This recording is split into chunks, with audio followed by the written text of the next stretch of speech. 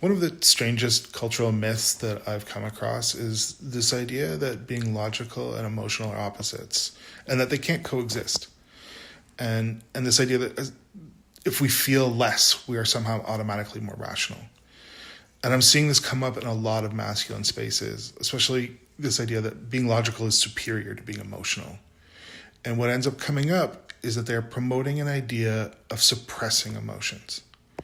But suppressing emotion is not the same thing as not having emotion, and it's certainly not regulating emotion.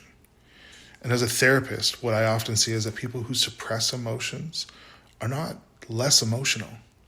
They're often overwhelmed by emotions. They've never learned how to recognize or process or regulate. And emotions don't go away. They still come out. It just comes out sideways.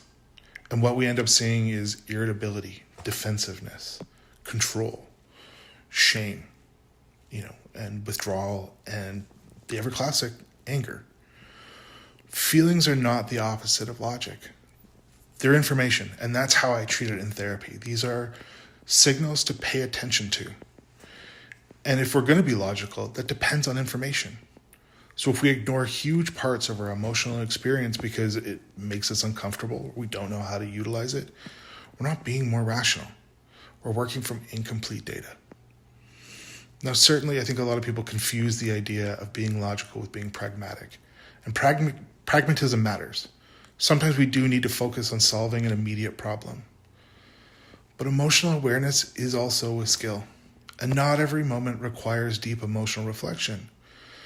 But if we never learn how to engage with our feelings, with grief or fear, shame and rejection, or hurt, then we end up with the emotional equivalent of a toolbox that is nothing but a jackhammer and a screwdriver, which is useful sometimes, but completely inadequate most others.